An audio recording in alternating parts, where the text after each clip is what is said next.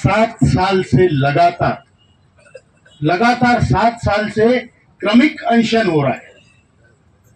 क्रमिक अनशन मतलब दिन रात, चाहे धूप हो, ठंड हो, बारिश हो। ये आप जो झोपड़ी देख रहे हैं, ये झोपड़ी में EPS 95 नाम के यज्ञ की धुनी लगी है। जैसे हमारे पहले संतों के, पीरों के इसमें धुनी लगती थी, वो धुनी यहाँ पर जल रही है। ये हमारा यज्ञ है और संपूर्ण भारत इस धुनी से प्रेरणा लेता है। संपूर्ण भारत। लोग सोचते हैं कि जब ये लोग, हमारे इतने उम्र के लोग अगर सुबह शाम यहां बैठकर ये तपस्या कर सकते हैं तो हम क्यों नहीं कुछ कर सकते। और इसलिए पूरे देश से प्रेरणा जागृत होती है। यहाँ पर एक आदमी नहीं, क्रमशः कई लोग बैठते हैं। 7 सालों में हजारों लोग यहाँ पर बैठे होंगे। इसलिए मैंने संभाजीनगर टीम को बोला कि आपकी 25 साल यहाँ कम पड़ेगी, प्रातिनिधिक स्तर पे करो, क्योंकि सब लोग तो यहाँ हाजिर भी नहीं होंगे।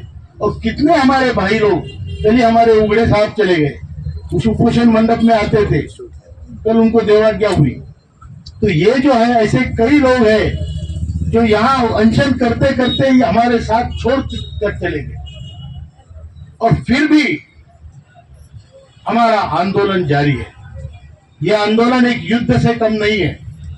युद्ध में अगर कोई सैनिक मरता है साथ में लड़ने वाला, तो उसको छोड़ के आगे वाले लड़ाई की तरफ देखना पड़ता है। हमारा भी वैसे ही है। लेकिन ये सब आंदोलन जब हो रहा है तो ये किस लिए हम कर रहे हैं?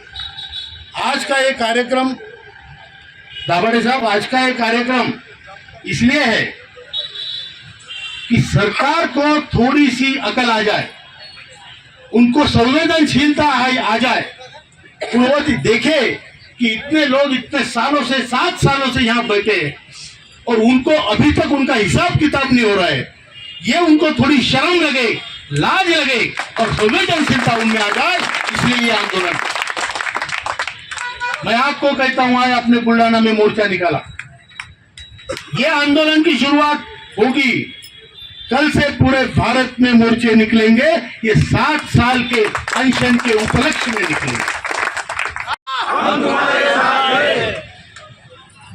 कल से हर जिले में, हर राज्य में मोर्चे निकलेंगे। वो इसलिए निकलेंगे कि बुल्ढाना के आंदोलन को 7 साल हुए और सरकार अभी तक हिसाब किताब कर रही है। हिसाब किताब करना हमें भी आता है। हम बूढ़े हुए तो क्या हुआ, हम जिंदा है और ये हम साबित कर सकते हैं। बराबर है? बराबर है। मैंने कल किसी इंटरव्यू में कहा, या आज यहाँ दोहराना चाहता हूँ कि हमारा आंदोलन 2 प्रकार से हो रहा है, एक चर्चात्मक और दूसरा संघर्षात्मक। हम चर्चा करने में विश्वास रखते हैं, डिप्लोमेसी में विश्वास रखते हैं, हमारी समस्या लेकर जाते हैं। लेकिन जब चर्चाएं फेल होती है तो संघर्ष पैदा होता है। ये जरूर है, ये नियम है। आपको मालूम होगा, रामायण में प्रभु रामचंद्र जी ने हनुमान जी को भेजा था, अंगद को भेजा था कि जाके चर्चा करो। रावण ने नहीं माना, संघर्ष हुआ और सिंपल सादे वानरों ने बड़े बड़े राक्षसों को हराया। बराबर है कि नहीं? तो चर्चा फेल होती है तो संघर्ष होता है। महाभारत में श्री कृष्ण जी ने शिष्टाई की। उन्होंने कहा, इनको 5 गांव दे दो, छोड़ो। कौरवों ने बोला, नहीं, सुई के अग्र पे आएगी इतनी भूमि भी नहीं दूंगा। जब ये हुआ तो संघर्ष हुआ और जो हल्की बाजू थी, कमजोर बाजू थी पांडवों की, उन्होंने कौरवों को हराया। ये हमें याद है कि हमारे लिए लेसन्स है और इसके हम चलेंगे। हमारी चर्चा अगर इस आने वाले बजट सेशन तक सफल नहीं हुई तो हम लोग भी संघर्ष करेंगे और उस संघर्ष को फिर या आर होगा या पार होगा। तैयारी है? तैयारी है? बस होगा। देखिए, युद्ध वही जीतता है जिसको खोने के लिए जिसके पास कुछ नहीं होता है। हमारे पास, हम जी लिए अपनी जिंदगी, खोने के लिए अब कुछ नहीं है। लेकिन जब हम डूबेंगे तो उनको ले डूबेंगे, ये जरूर बात है।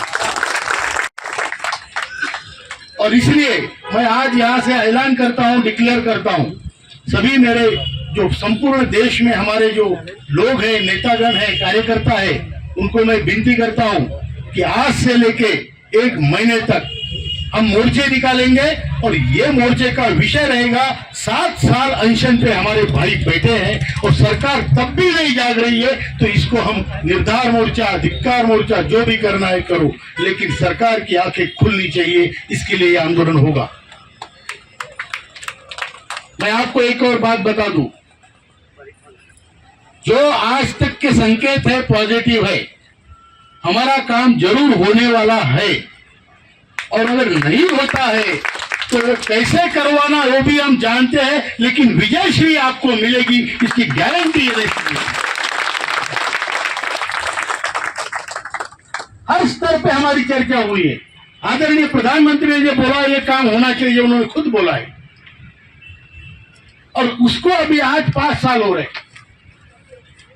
अगर अब तक उनका हिसाब किताब बराबर नहीं आ रहा है तो आगे का हिसाब किताब हमें भी आता है, ये मैं उनको बता देना चाहता हूं। इसलिए आप निराश मत होना। किसी ने बोला, वो करंदलाजे मैडम जो माननीय श्रम मंत्री, राज्य मंत्री है, उन्होंने संसद में ऐसा बोला, ये डिफाइंड स्कीम है, ये डिफाइंड बेनिफिट्स है, आपको 1000 रुपया दे दिया, उसके लिए गवर्नमेंट 1000 रुपया हर महीने देती है, हर साल देती है, पता नहीं क्या। उस पर विश्वास मत रखो। मैं बोल रहा हूं आपको, पार्लियामेंट में जो बातें होती है वो एक निहित डाटा की तरह की वजह से होती है, और वो जो डाटा है 2018 का है, 2019 का। उसके बाद काफी नियम बदल रहे हैं, 4 लेबर कोड आ रहे, उसके साथ ही पेंशन का भी नियम आएगा, और आपको 7,500 महंगाई भत्ता जल्दी मिलेगा।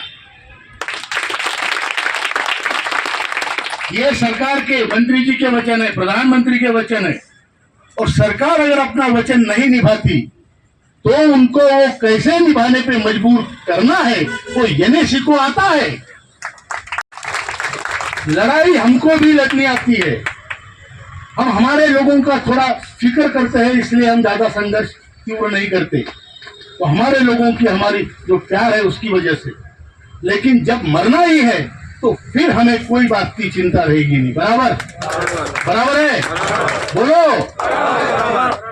मैं जानता हूं सब शेर है, लेकिन बूढ़े शेर है, ना दांत है ना नाखून है, लेकिन दहाड़ सकते हैं ना भैया, तो दहाड़ो। बराबर है, तो ये हमें बोलना है। इस 7 साल के संघर्ष में बहुत लोगों ने विशेष योगदान यहाँ पर किया है। उसमें मैं 2 नाम तो बिल्कुल जरूर लेना चाहूंगा, आप सब उसके साक्षीदार है। एक हमारे इंगले साहब खड़े हुए, और एक हमारे कंवलकर मामा, ये दोनों, ये 82-83 साल के हैं। ये दोनों ये मंडप के हमारे इंजीनियर है, इनको हम मंडप नरेश बोलते हैं।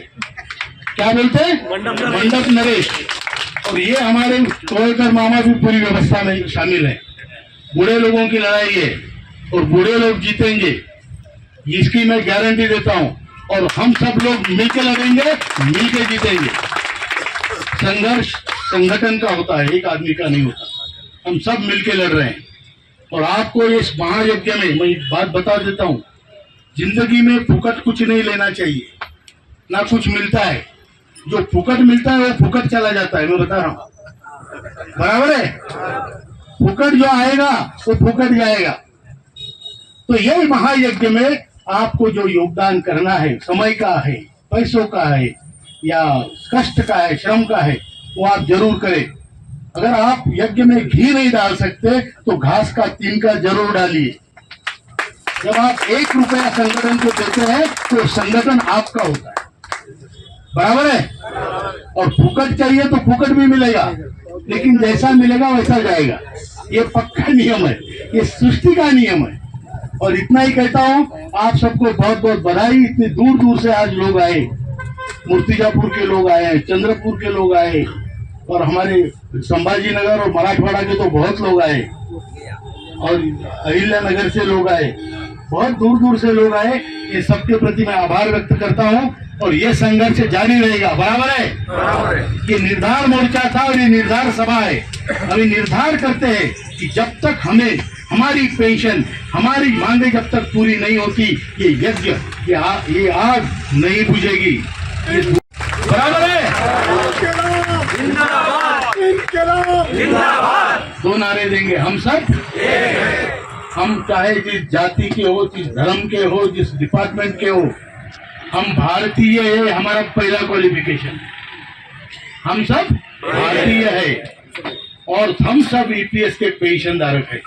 ये दो चीजें हमारे में कॉमन है और इसलिए हम सब हम सब दूसरा नारा ज्येष्ठ भारत श्रेष्ठ भारत। मैं हर बार कहता हूं, आज भी दोहराता हूं, हमारा भारत देश दुनिया में ज्येष्ठ है और दुनिया में श्रेष्ठ है और उस देश और श्रेष्ठ देश के हम ज्येष्ठ और श्रेष्ठ नागरिक हैं। इसका हमें अभिमान है और इसलिए नारा है ज्येष्ठ भारत ज्येष्ठ भारत।